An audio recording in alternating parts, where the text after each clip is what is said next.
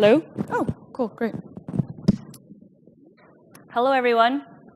Probably operational scaling isn't as sexy as investments, but this is the real world stuff. You'll hear me say these words a lot. I really believe what's going to sustain in this industry is those who look past the, air quote, crypto fluffery and are ready to really roll up the sleeves and get into the trenches and build. And that's what I'm going to talk about. Post-token sale, operational scaling. Not as sexy, but this is all about what it really is about. Sometimes I dress up as Storm, so there it is. That's the photo. Sometimes these blockchain conferences are a little bit dry, and I hear about all the hash and the protocols and da-da-da, but at the end of the day, it is about the human part. And actually, one of the great things about being in a blockchain is the community. I mean, I'm a newbie. I've been in here for about 2 years. Not like Simon, who's our CEO, the OG, since 2014. And it's really hard to meet people that got into this. You had to have a really big stomach to kind of dive into looking at an 8-page white paper, So my world is, I come from more of the traditional upbringing, born and raised in the US, went through the education system here. Post-school, went through the consulting world, mostly consulting for the high-tech firms, the Googles, the Ciscos, Hyperions, Microsoft, Expedia. And then went into the world of startups where I started really learning about what it takes to build a business. And so had a lot of failures, but also a lot of learnings. And so that's what I get to bring to the table at Storm. Don't do all the failures that I've done before. Hopefully skip those and come across some new failures. We do have an opportunity to do a lot of that because blockchain, post-token sale, how many companies get to do that? So what I will talk about is, yes, the bubble has popped. What are we going to do now? I'll give you the perspective as a post-token sale company. So Storm, we did our token sale in November of 2017. How many people here have participated in a token sale? Okay. How many people here have done a token sale as a company? Oh, really? Good. How many people here are thinking about doing a token sale right now? Oh, gutsy. All right.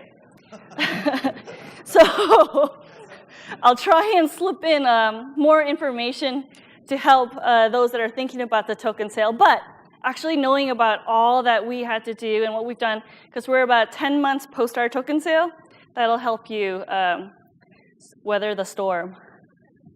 All right. So I did have some interesting stats. Just to give it perspective, and we're just at the beginning, as several of the speakers have mentioned before me. Like EOS did 4.1 billion in token sales. That's like, what? Billion? Telegram, $1.7 billion. That's with a B. T0, they were actually one of the smaller ones, and I thought they were going to be ginormous. They were 250 million. And then you hear about Tezos. They went through a lot of PR, some of it not so awesome, especially recently. 230 million. 2018, we're now in September. Already $6.3 billion have been funded into token sales. That's an astronomical number, and we're still just at the beginning, right? 2017, $5.7 billion. And it's just going to go up from there, especially with the repatriation of funding that's coming back into the United States. You have a lot of old school money coming into the space. So those who are going to actually make it, say, 1, 2, 5, 10 years out from now, are going to be thinking about the boring stuff, the operational scaling pieces. Hopefully I didn't lose anybody yet. Yeah. So let's step out of the world of crypto fluffery. Let's think about how do you get shit done in this space. And it's not just about the blockchain stuff. It's not about the hash rates and the transactions. It really is about just building a really great company. What is a great company? We're not just projects anymore. It's not just about, hey, I want to really build a really cool protocol or be a really cool decentralized app and, for the people, by the people. We got to get shit done. We got to build a company. What is a company?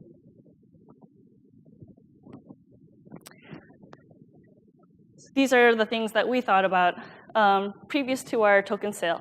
We want to build a kick-ass company. We want to be the best place to work for, and we want to be the best place to work with. Whether you're a customer, you're a partner, you're an employee, you're an investor, advisor, or just gung-ho community member. So you got to build the team. Second part that I'll talk about is how do you build the product growth engine, right?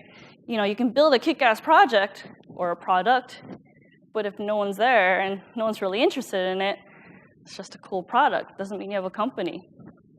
And when I put in growth engine, we're here to grow a business.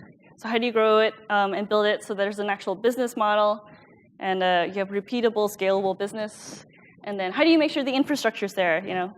Theoretically, you want some reporting. You want to make sure the data privacy is going on. There's employee safety. You got to secure office space. You got to worry about insurance. So, yeah. For those that are thinking about doing a token sale, you do want to have a business plan. And very often, when I talk to different companies, they'll present this PowerPoint slide. And PowerPoint slides are really great for pitch competitions. Or if you're going for some angel round of funding or a VC round of funding. But at the end of the day, to actually execute a company, you need an actual business plan. And not the 30-page Word document. The best way to go is to actually have an Excel, like 4-page Excel. You want to have your hiring plan, your spend, your just all of it in a spreadsheet. And if anybody needs a template, just let me know. Happy to share. So Storm, if you heard Simon's presentation, he gave you a lot of insights into the Storm journey that has happened over the last year, especially post our token sale. So in October, right before our token sale, which began on November 7th, 2017, we literally were 2 founders and 2 employees. Employee number 2 here, right here. And we did our token sale with this team and a handful of interns. And let me tell you, that is not the way to do a token sale. You definitely want a bigger team than that, because we were literally working 22.5 hours a day around the clock, sleeping in 12-hour shifts for an hour at a time. It was really, really rough, but we made it through. And actually, one of the things that you go through the token sale and you learn about the crypto culture. The crypto community, if you don't already follow it or aren't part of it, get into the Reddits and read about it. They really care about the strength of the team. They want to know that you can endure the ups and the downs, and there are lots of downs in running a company and building a business. And so the crypto community will test you in how you react to all the different fire drills that they put you through. So that's some of the things that we learned through our token sale. Today, we're over 22 people, and actually, if you look into the greater team that supports the Storm mission today, we're close to 50 people worldwide. We have South Korea, we have Brazil, we have Canada, the Netherlands, New York City, and a great number of us, 22 of us, on 5th and Union in downtown Seattle. And if you look at the evolution of a company, that's really fast. How do you go from 2 founders and 2 interns 10 months ago to a company with an actual office? And so that's what I'm going to kind of fast track to, because literally the most important thing that you can do before you start a company, maybe even before you do the token sale, and maybe post-token sale as quickly as humanly possible, is building out that plan around your team. Because the team is everything. And if you don't get to think this through, these are the things that'll trip up the company.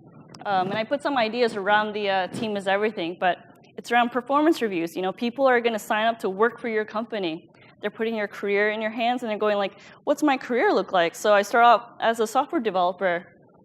Where do I go from there? Do I become the director of engineering, or do I become the CTO? Like, what's the career path look like, and how do you know when I'm ready, and how do I know when I'm ready? Think about compensation.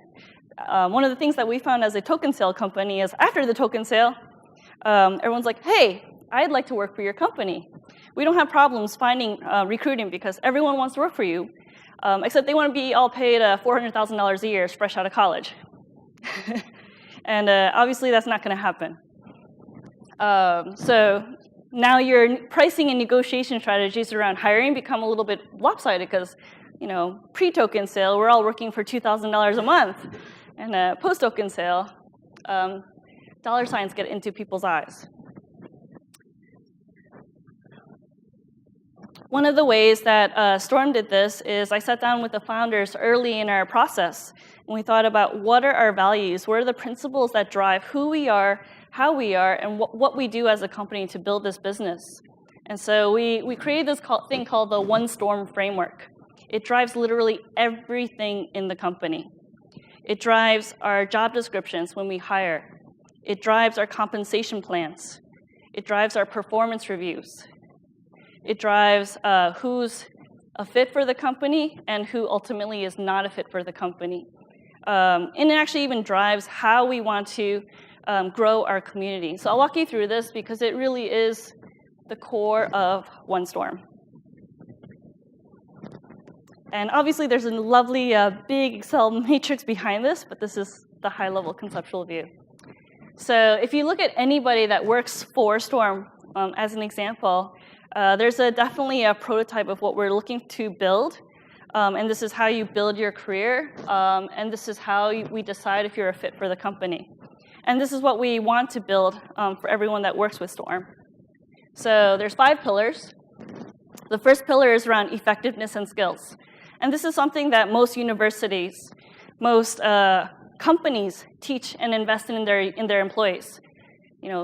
I learn more coding skills. I learn how to do presentation skills. I learn how to do verbal communication skills. I learn how to write better emails.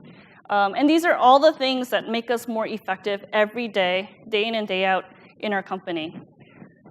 But there's also project management skills and communication skills. And these are also things that very many companies and universities teach. The way we describe project management is how do you coordinate and triangulate with a bunch of cats in the room. I say, I'm going to finish my talk in 7 minutes, right? Hopefully, at 4 minutes, I'm still on track, and at 1 minute, I'm still on track, and I hit that 7-minute goal. If I am off 7 minutes and I raise my flag, and hopefully someone saves me from over-speaking, or not. So being able to verbally and effectively communicate in written form is really important, and also being able to coordinate with your team members. And we have a virtual team, right, across the globe. The first pillar represents the mastery track, and the rest of the pillars represent the leadership track. And so quickly going through pillar number 2, it's business acumen. We describe this as the super swivel head. And so it's literally like, a junior analyst will be working on their data spreadsheet. Well, then maybe they'll pop up their head a little bit and go, why am I doing this spreadsheet? Oh, it's for the report, so you can make a decision on whether to invest in A or B. Okay, well, why are we going to do that? Because we don't want to, blow $1 million on X versus Y, or build the wrong feature, right? Well, why? Because we have an application. It's across 187 countries and a zillion users. We don't want to build something that our users don't want. Well, why? Because we have a responsibility for our users. So the faster that you can make these quick swivel head decisions, look around, and apply them to your task, the better your business acumen. And we encourage all of our employees, especially, to be always reading. We're in ad tech, we're in the mobile industry, we're global, we're in the blockchain industry, and so always be reading. The culture of we, you can call it the no asshole rule. And so it's really important that you put your team first in building your company, right? You don't want the guy that comes in and rolls in at 11 and then goes, peace, everybody, I'm leaving at 3, and everyone else is working till like 2 in the morning. Not cool, right? So the culture of we is really important in what we look for in who we work with. Sales and influence. Very often, those in the technical space, especially developers, they go like, "Oh, sales! I'm not a salesperson. That's gross." But actually, sales is important. We do it every day. Theoretically, I'm trying to convince you that I have some credibility and I know what I'm talking about. We're trying to convince people to give us the raise, give us the job, take our feature idea or product ideas to heart and actually implement them. So the idea of being able to effectively influence within your micro teams, within your projects, within your company, maybe doing partnerships. These are all things that we look for as a company. And then the fifth one is leadership and stewardship. And so we really think of this as not those who have the biggest badass title, CEO, yeah, but those that, like Simon and I practice this a lot. We're at the service of our employees. We're at the service of our advisors, investors, our community. We are here to serve.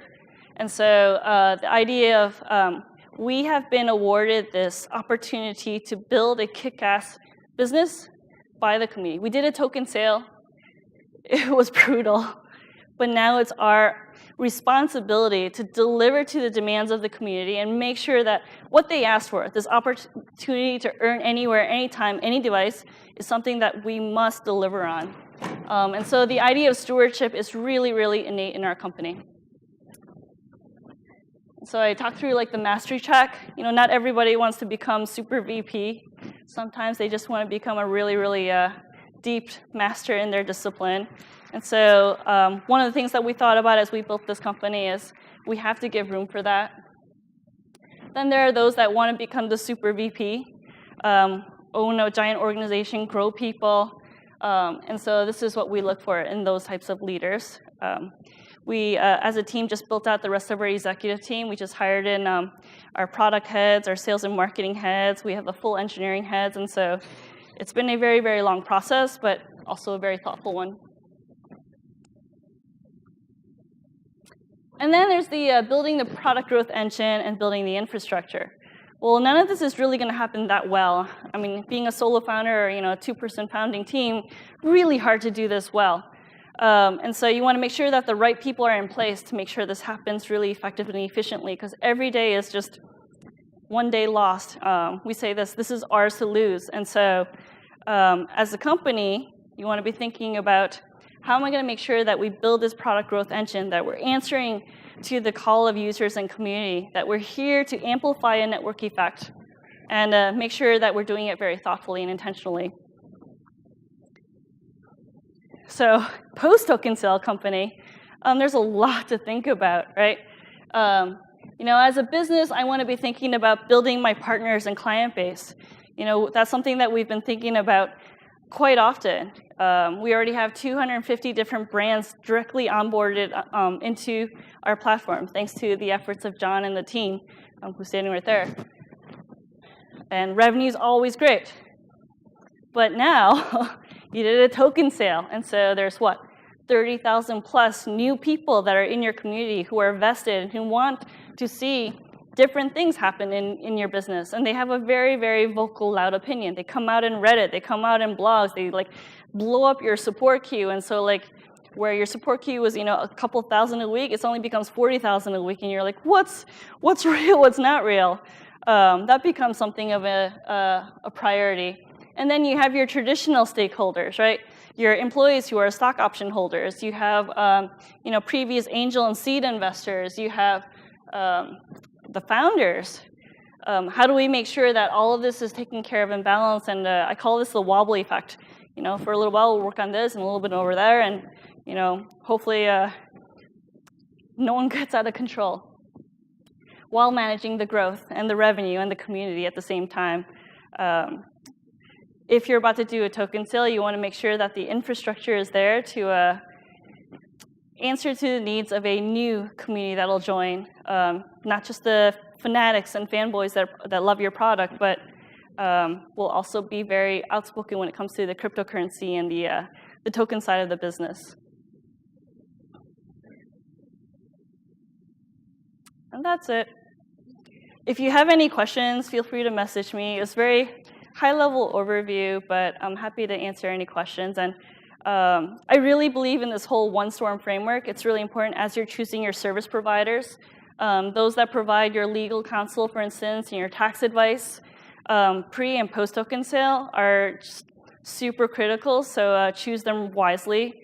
And we do that by taking that one Storm framework really to heart, because no matter who we're working with, we know that, one, they're not assholes, and two, they really do have the skills and they're thinking in the same way that we are as a company.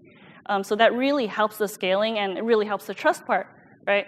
And then, the community will shout and scream. They will literally throw mud everywhere you look. And so making sure that you have those very strong principles and that framework that kind of ground you, because if you answer the call of the community and they don't know, they're not sitting at Squarebase seeing what needs to happen every day, you'll prioritize the wrong things because the community, well-intentioned, may not know everything. And so as you're looking at token sale companies pre and post, you're looking to learn more about this space.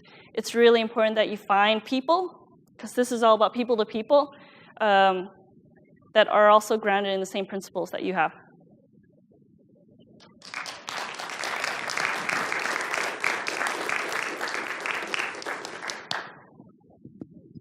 And then I'll be outside if you have any questions. And we also have a booth, so feel free to stop by, enter in your name, and you can win some free Storm tokens. Yes. So Arry will be out in the foyer for any questions. We do have some announcements going on in Consensus at noon, so please head down that way. Lunch will be served at 12:20. So we'll do brief announcements, check-in at Consensus. Please head down there. And Arry will be out in the foyer on the second floor for any questions that you have. I'm Marissa. If you have any other questions, here to help, so let me know. Thanks.